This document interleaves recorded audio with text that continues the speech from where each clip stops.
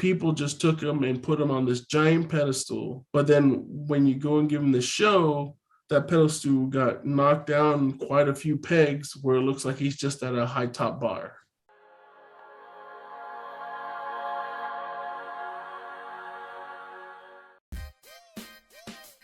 What's up, guys? I'm CJ here with Mike and Richard. We're going to get into Superhero Sundays.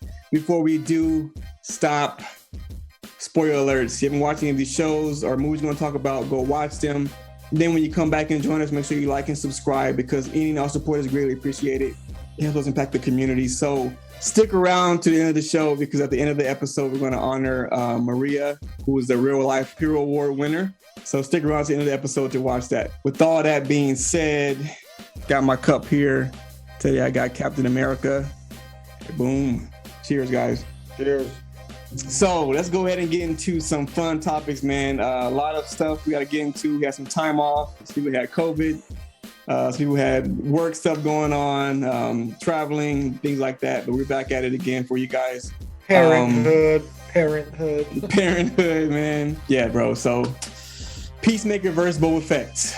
What are you guys going to take? Richard, man, Peacemaker or Boba Fett? Which show has been better so far? It hurts the pain. It pains me to say it, but Peacemaker has been overall more entertaining, better story, better delivery, just all around a better series. I mean, they're right there, right on top, like as far as, how many episodes they're in, but it just, I watched Peacemaker and I'm like, damn, like this episode's already, like the episode's already over. Like it feels like the episode goes by fast. And I watch Boba and I'm just like, and it leaves you on like a cliffhanger with Peacemaker. Like some episodes that end where you're like, ooh, I can't wait to see what happens next episode. Yeah, exactly. Especially this last episode. Mm-hmm. Yeah, you're right. It's more entertaining and it's just like I said, it keeps you more and more. For me, I would have to just ask you a quick question. Are we going to say which one do we think is better up to now, or which one do we think is going to be the better season? So that's both. First, up to now. What do you think? Peacemaker or Boba? Now, I would definitely say Peacemaker. But the potential to be greater is still, I think, with Boba, Book of Boba.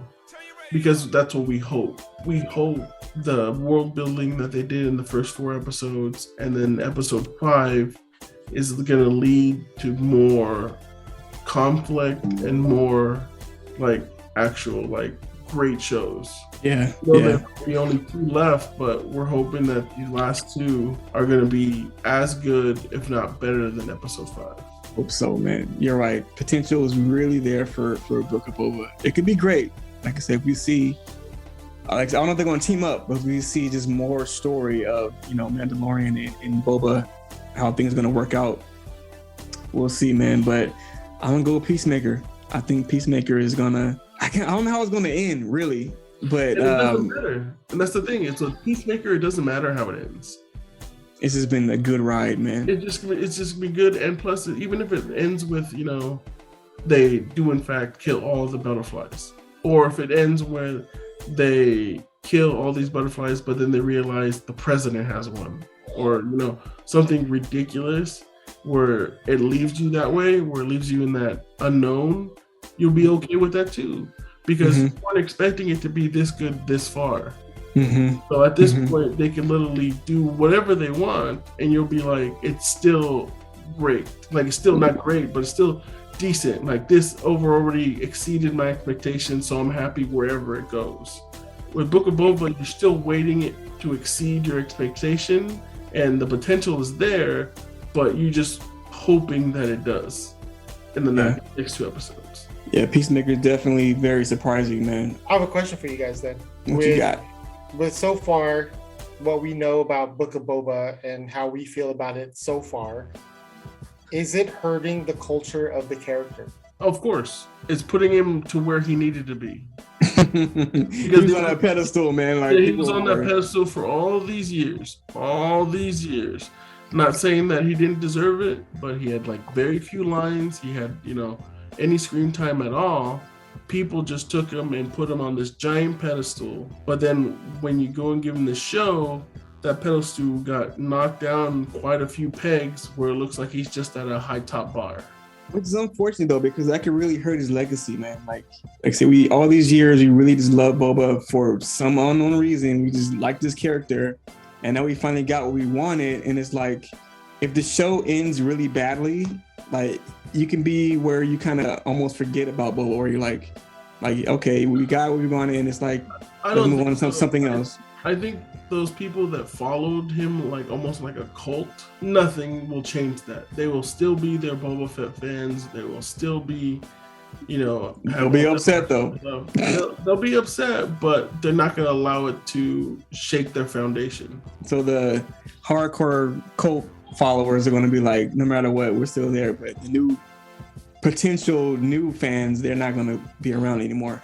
Because if it does end terribly, if it just ends underwhelmingly, it's going to be like people just move on. They want, Darth Vader, they want Obi-Wan, blah, blah, blah. But I don't know. We'll see what happens. What do you think, Richard, man? You think it's going to ruin his legacy, or you think he's just... I think it already did. I think it already did. Yeah. I think it already did. With yeah, because With you? I don't know if I'm going to say with me, but I'm sitting here and I'm just like, I feel like this could be so much better. Mm-hmm. Is it me? Did I do this to you, Richard? No, because I've already had I have my own feels already, man. That's why I had to ask, because and I love Jon Favreau. He's done everything great, but this hasn't struck to the heart of fans yet, and for a show to have it get like its saving grace, having to bring Mandalorian and maybe even Grogu, that's not good. Yeah, it's gonna push him back to the background again. Like Mike said, he was on a pedestal. He got knocked back down. Like, go back to where he's supposed to be. James Gunn is the Mando of DC. Seriously, man. Like, James Gunn shows up, saves everything, man. Mandalorian shows up, and yeah, man, he's carrying the show right now. So we'll see what happens with Boba Fett. Because right now, just you honestly feel like Boba Fett is trying to be a crime boss, but once you see Mandalorian there, it's like he should be the crime boss. It's like he's more of the badass. He's more of the star. He's more of the guy who gets it done. He doesn't have to go into this healing tank every night, And he has the black saber, the dark saber. And he has a black saber and the spear. That dark saber is sick. Oh, the spear is gone. The spear got made to I don't know. That's right. A chain or something. I don't know. A Grogu gift. Yeah. Yeah, that's the thing too. Like we talked about the last time with Mando and Boba, like the difference between them. How Mandalorian is more of a good guy on the inside. Mm-hmm. We think he's gonna think about him, Boba trying to be a crime boss. Like he's gonna be like, dude, like this stuff is not really good at what you're doing. Or he's gonna be like, you know what, I'm gonna turn a blind eye, you do what you want, But he wants him on his team. So he wants Mandalorian involved. Do you think he might get upset, Mike? Or you think Mandalorian's gonna kind of turn a blind eye? It depends on what exactly Boba Fett's gonna ask of him. If he asks him just to, rough up some other guys, some gangsters, that's fine. But if he's gonna make him do something like burn down houses or something like that to show strength, and those houses, have people in it, that's gonna get families to be homeless, childs to be homeless, lose their possessions, like do all that kind of stuff.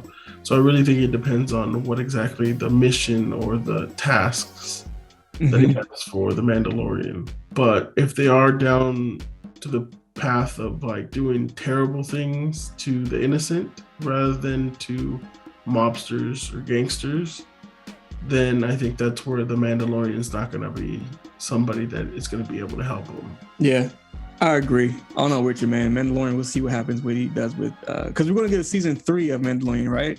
Yes. But that's going to come like way after Obi-Wan, Ahsoka Tano, and he's going to come at the end of this year, if not the beginning of next. Okay. On this show, we honor real life heroes, and today we're going to be honoring Maria Francisco. Maria has been an ICU nurse for 7 years now. She manages the care of the most critical patients, from those fighting to maintain their life to those at the end of their life. Maria's mother inspired her to go into the medical field. Her mother was a caregiver for the elderly, and that left a strong impression on her. Maria worked during the pandemic. She says, and I quote, "This pandemic has added another level of stress and sadness to our jobs. The amount of work that it takes to take care of these patients has left us drained physically and emotionally. I've never seen so much death in all of my years of nursing. Going from not having the proper PPE to protect ourselves to working short staff has definitely been a challenge." Maria is married, and her and her husband recently had their first baby, Aaliyah. She enjoys sporting events with her family, beach trips, and finding new places to eat. Thank you, Maria. Thank you for what you've done for your hospital, for your community, and your family. You are a hero. God bless you. Thank you again. All right, guys, it's going to conclude another episode of Superhero Sundays. Thanks for tuning in. God bless you guys. Peace out. Woo!